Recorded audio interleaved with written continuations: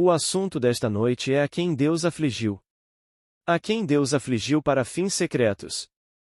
Ele conforta, cura e os chama de amigos. Blake, de The Everlasting Gospel.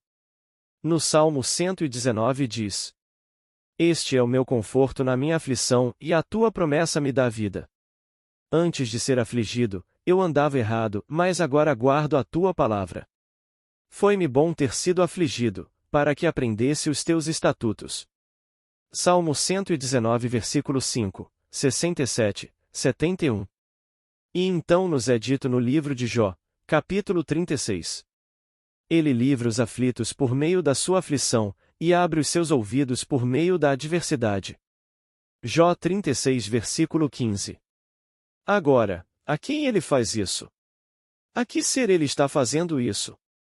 Bem, vamos voltar para as Escrituras. O livro de Gênesis é o enredo semente de toda a Bíblia.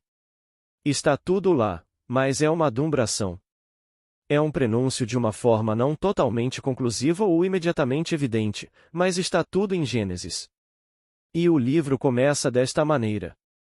No princípio Deus. E então termina desta maneira.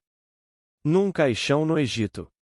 No princípio Deus, num caixão no Egito. A história é toda sobre Deus.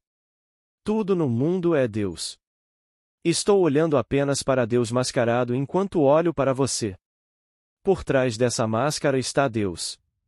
E a coisa toda é feita por Deus para si mesmo. Então aqui. Antes de ser afligido, eu andava errado, mas agora guardo a tua palavra. É a minha própria palavra que pronunciei antes de descer a este mundo de morte. Aqui está uma visão que pode ajudar na compreensão deste mistério. Ela não está aqui esta noite, ela me deu a carta na noite passada da palestra. Ela disse: Eu tive essa visão. Eu era espírito infinito, e eu sabia que eu era espírito infinito. Não havia nada além do meu eu. E eu desejava sair para o mundo, embora aparentemente não houvesse nenhum outro lugar, nenhum mundo, ainda assim eu desejava sair para o mundo, mas eu sabia que tinha que ter forma para ser visto, para me comunicar, e eu fiz para mim uma caixa longa, alongada, de madeira. E então, de repente, houve escuridão absoluta. Você não consegue conceber a escuridão e a restrição, uma restrição completa, como se você não pudesse se concentrar ou levar a si mesmo a um ponto maior de restrição do que aquele momento, quando me vi na caixa. Essa foi a causa da escuridão, da restrição e da contração. A caixa podia ver, podia ouvir, podia falar, podia se mover, podia fazer tudo o que eu quisesse que ela fizesse. E então chegou aquele momento no tempo em que eu desejei deixá-la. Chegou o fim.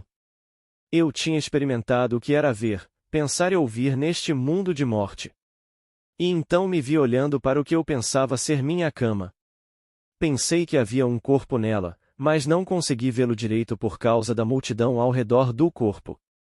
Em 3 lados da cama havia pessoas olhando para baixo, curvadas, e então uma disse: Ela está morta. E eu pensei: Morta? Ora, isso é impossível. Ela não pode morrer. Ela nunca viveu.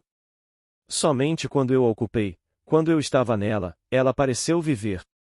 Mas ela não pode morrer. Então eles disseram: A caixa está morta. Ora, a caixa nunca esteve viva, somente quando eu a ocupei. Somente quando eu entrei naquela caixa ela se tornou aparentemente viva. E o choque foi tão grande que eu acordei. É uma visão maravilhosa. Estamos vestindo esta caixa. Agora, a caixa, em hebraico, a palavra traduzida como caixa também significa arca. Significa, também, um caixão. Então, no princípio Deus. Em um caixão no Egito. Eu sou o primeiro e o último, o começo e o fim. Então, Deus realmente se tornou homem para um propósito além do sonho mais louco da caixa na qual Deus está residindo agora. Ele atingiu o limite da contração ao se tornar homem, para que ele possa se expandir além do sonho mais louco de si mesmo antes da contração. É uma expansão constante do ser único que é Deus. E você é esse ser. Nós somos Elohim. Nós somos os deuses que desceram e assumiram a limitação do homem, e isso é uma aflição. Mas ele aflige a si mesmo. Tu também sofres comigo, embora eu não te veja. E então a voz responde: Não temas. Eis que estou contigo sempre, até o fim dos tempos. Apenas acredita que tenho poder para ressuscitar da morte. Teu irmão que dorme em Albion, em Universal Humanity. Blake, de Jerusalém, baseado nos Salmos 14 e 53. Então, enterrado em cada um de nós está Deus. Seu nome é Eu Sou, para todo o sempre. Mas como saberei que despertarei? Ele organizou todo o retorno a si mesmo. Ele preparou o caminho para si mesmo retornar, e esse caminho é descrito nas Escrituras. É contado lindamente no Antigo Testamento, mas, novamente, é um esboço. É um esboço grosseiro. O Novo Testamento explica isso, mas o homem vê isso sob uma luz estranha. Ele acha que é história secular, e não é história secular. A coisa toda é história divina. Você pega a história de Jesus Cristo. Não é algo acontecendo aqui na Terra. Não aconteceu aqui. Aconteceu dentro do homem, uma esfera completamente diferente. Agora, vamos voltar. A história de Jó é a história de todos os homens do mundo.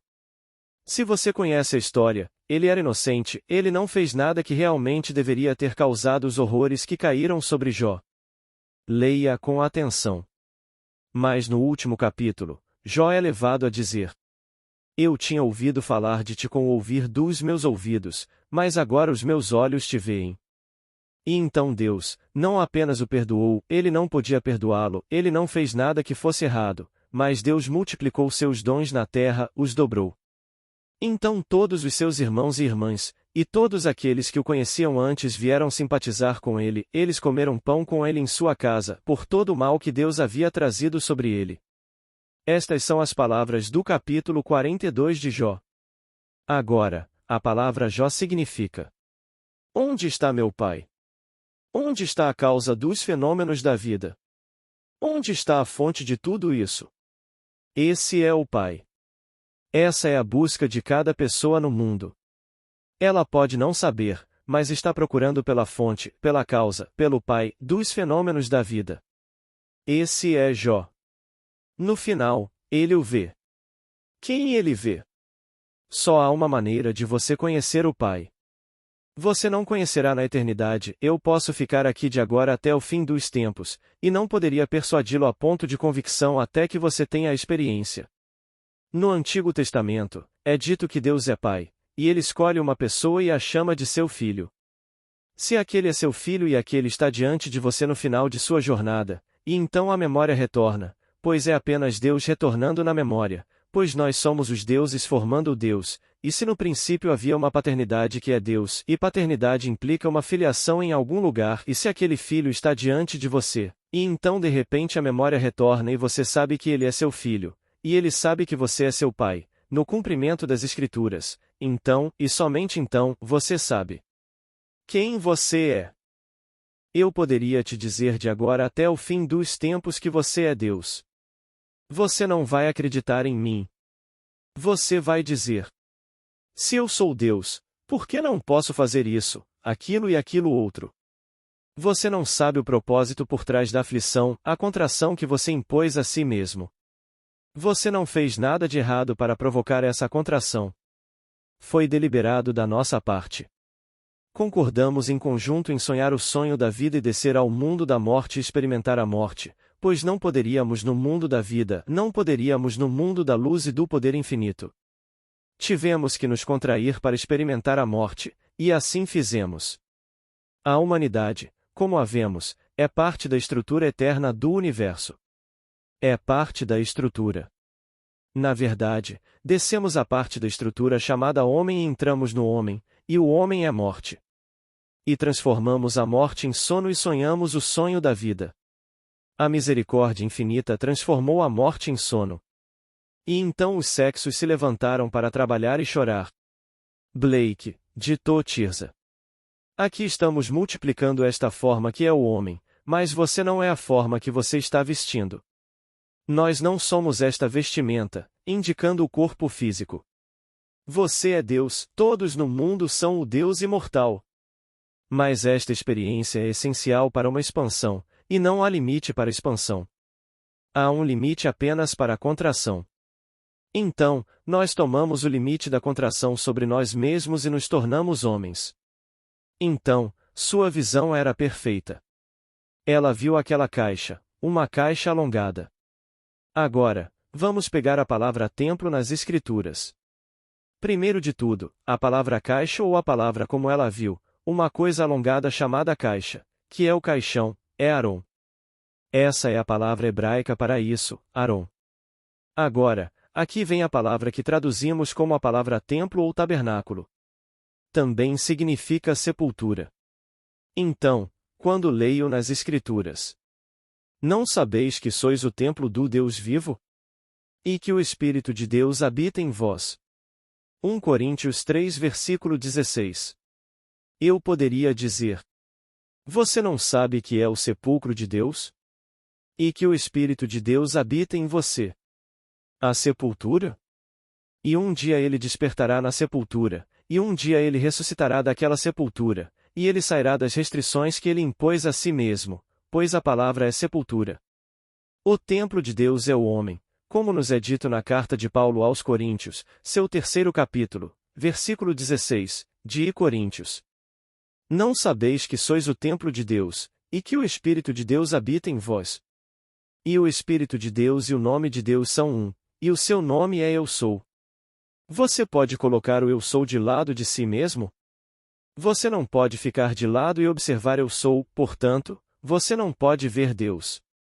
Você não pode ver Deus como vê objetos no espaço, pois você é a realidade chamada Deus.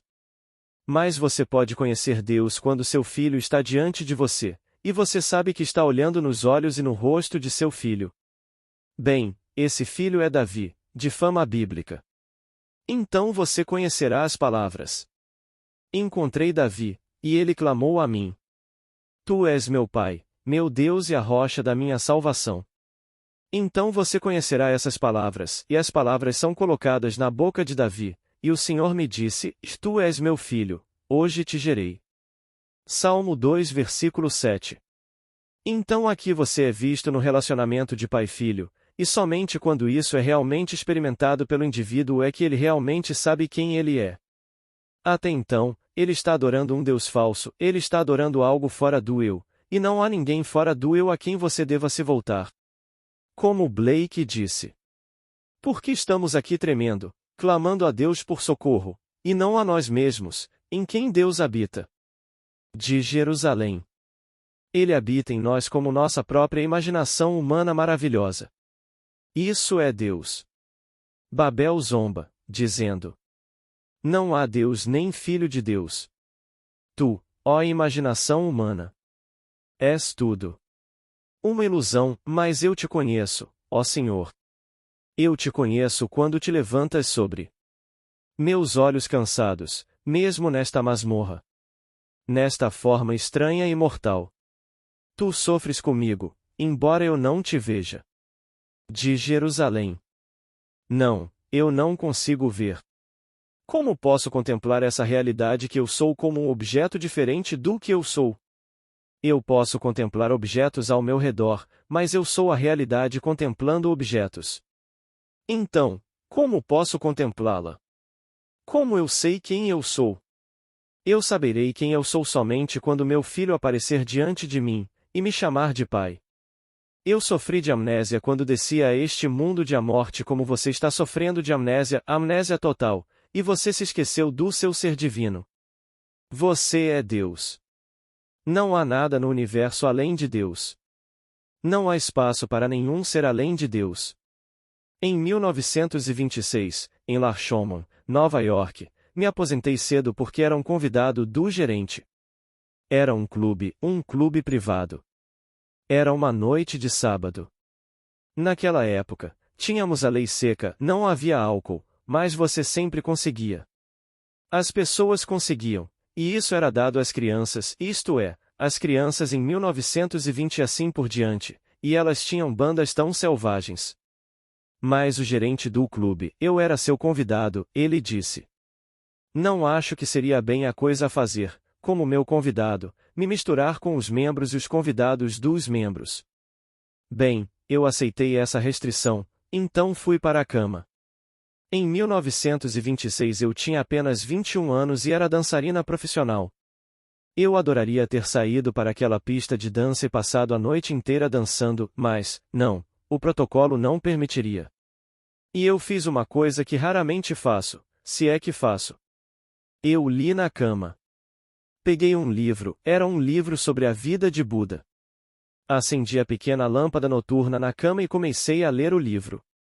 A que horas adormeci, não sei, mas devo ter entrado rapidamente em um transe profundo, pois quando acordei de manhã e aquela música estava tocando a noite toda até umas 3 horas da manhã, assim me disseram. Não ouvi nada, mas quando acordei de manhã, o livro estava no meu peito, não tinha me virado no intervalo, a luz ainda estava acesa, e o sol estava alto, e eram 9 horas da manhã. Eu caí em um transe profundo, e naquele transe eu era luz infinita. Não havia universo além de mim, nenhuma estrela, nenhum sol, nada. Eu era luz infinita, não havia circunferência. Eu era a luz do mundo. E por mundo, eu não quis dizer o mundo medido pelo Sol e os planetas ao redor dele. Quero dizer infinito, luz pulsante, viva e líquida. E então eu acordei, e aqui estava essa coisa no meu peito, e eu voltei para a contração do pequeno corpo chamado Neville. Então, eu sei que quando a Escritura ensina, eu sou a luz do mundo, é uma revelação verdadeira. Eu também sei quando ela ensina que Deus é amor infinito, que essa é uma revelação verdadeira. E apesar de todas as aflições que você e eu sofremos e outros sofrem e continuarão a sofrer, há um amor por trás de tudo isso. Agora ouça estas palavras. Ninguém tem maior amor do que este, de dar alguém a sua vida por um amigo. Embora eu os chame de amigos, já não os chamo de servos, porque o servo não sabe o que faz o seu senhor. Mas eu os chamo de amigos, porque tudo o que ouvi de meu Pai lhes tenho dito. João 15 versículo 13, 15. Agora vamos ao poeta Blake, e essas palavras são colocadas na boca daquele que acabou de fazer essa declaração, e ele disse: Não temas. A menos que eu morra, tu não poderás viver, mas se eu morrer, ressuscitarei e tu comigo. Você amaria alguém que nunca morreu por você, ou morreria por alguém que nunca morreu por você? E se Deus não morre pelo homem e não se entrega eternamente pelo homem? O homem não poderia existir. De Jerusalém. Então, Deus morre. Ele morre ao realmente desistir do ser que ele é, esvaziando-se de tudo o que é ele, e tomando sobre si a forma de um escravo, a forma daquela caixa, daquele caixão, e entra naquela caixa, e seu nome é Eu Sou, mas ele não para ali na caixa. Ele a chama por um nome. Ele diz: Eu sou Jim. Eu sou Neville. Eu sou Dora. Eu sou Ida, eu sou isto. E então nós vamos além de seu nome real, que é Eu Sou, e colocamos uma pequena etiqueta nele, e nos tornamos tão identificados com a pequena máscara que estamos vestindo que não percebemos quem somos. E nesse intervalo estamos sofrendo de amnésia total. E um dia, na plenitude do tempo, ele acorda, e ele havia planejado tudo antes de começar. Ele havia preparado o caminho para seus filhos retornarem, pois o Pai é composto de filhos. A palavra Elohim é uma palavra plural, que significa Deus no sentido plural. Mas, juntos, é o Senhor. É Yod-He-Vav-He, mas são todos os nomes do mundo, todos no mundo. Coloque todos juntos, e eles formam o único Deus, o único Senhor. Então, ele preparou o caminho para todos os seus filhos retornarem, mas desta vez, quando eles retornam, eles são Deus Pai. É uma transformação completa dos filhos no Pai. E então uma nova, qual é a nova aventura? Eu não sei. Outra grande aventura além desta. Quando isto chegar ao fim, e a cortina descer sobre ela e todos nós formos um, não seremos mais filhos do Pai, nós somos o Pai. Este é o propósito de enviar todos os seus filhos, que fazem a si mesmo no mundo da morte. E então saímos, e somos Deus Pai porque somos o Pai do Filho unigênito do Senhor. E a humanidade, no que me diz respeito, as formas permanecem a estrutura eterna do universo. Você não é a máscara que está vestindo. Você é Deus, pois. Aqueles que Deus afligiu por motivos secretos, Ele conforta e cura, e os chama de amigos. Antes de ser afligido, eu andava errado, mas agora guardo a tua palavra. E este é o meu conforto na minha aflição, e a tua promessa me dá vida. Salmo 119, versículo 67, 50. Bem, a promessa fundamental nas Escrituras é a promessa feita a Abraão. Eu te darei um filho. Não diz que é filho de Deus, está implícito que é seu filho. O nome é Isaque, que significa ele ri. E quando essa criança é apresentada a você, ela abre um sorriso celestial, ela ri, um sorriso celestial muito incomum enquanto você a segura em seus braços, aquela criança.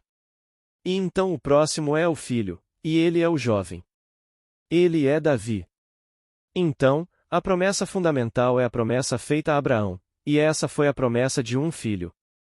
Agora, você e eu, se você soubesse quantos anos você tem, você diria: é impossível. Os corpos que você veste ainda podem ser capazes de gerar ou dar à luz uma criança, mas você não é o corpo que você está vestindo. Você é eterno. Se você soubesse sua idade, e você não pode medir sua idade porque você não tem começo, você diria, se você realmente pudesse saber há quanto tempo você está na jornada. Como é possível para alguém tão velho ter um filho? Mas a criança é parte da peça, parte do drama que está registrado nas Escrituras. E o dia chegará, tudo o que é dito sobre Jesus Cristo você vai experimentar em uma experiência de primeira pessoa no presente, e você saberá quem é Jesus Cristo, porque tudo o que é dito sobre ele vai acontecer com você. E você passará por toda a história, e então saberá quem é Jesus. Você não precisa contar isso ao mundo. Você não precisa. Você poderia contar isso na forma escrita.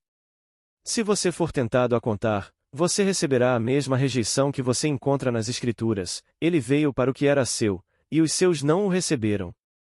Quando ele chegou aos seus, eles disseram: o homem é louco. Por que ouvi-lo?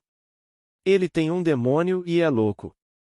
Qualquer um que lhe disser o que eu lhe disse esta noite em uma multidão maior, onde eles não estão preparados para esta maneira de pensar, me consideraria completamente louco, por lhe dizer que você neste século, nascido no século XX, que você é na verdade o pai do Filho unigênito de Deus, e esse filho não é de carne e osso.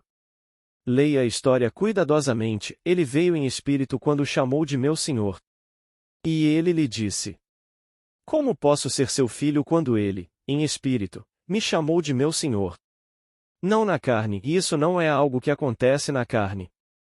Enquanto você anda pelo mundo vestido de carne, isso acontece em você, mas em uma região completamente remota deste mundo. Se eu lhe dissesse neste exato momento que você não está completamente sentado no lugar onde parece estar diante dos meus olhos, você é um ser infinito, mas como descrever isso? Como lhe dizer que neste exato momento, enquanto você parece estar todo reunido e coletado em um pensamento e me ouvindo, você não está todo aqui? Não faz sentido. No entanto, eu lhe digo que você não está. Você é um ser infinito. Eu acredito que aqueles que vêm aqui não estão longe daquele momento no tempo em que o drama irrompe completamente dentro deles, e eles provarão que tudo o que eu disse a vocês é verdade, tudo o que eu disse a vocês, pois não estou especulando. Estou contando a vocês o que experimentei, e a história da Escritura é uma história verdadeira. A fé hebraico-cristã é a fé fundamental, e todos os outros pequenos-ismos que os levarão ao erro, esqueçam, esta é a fé fundamental. Agora, vamos entrar no silêncio. Amigos, antes de terminar o áudio de hoje, quero agradecer o apoio de todos que comentam, curtem e compartilham nossos conteúdos. Também quero agradecer aos novos membros do canal. Muito obrigada. Paz e bênçãos na vida de todos.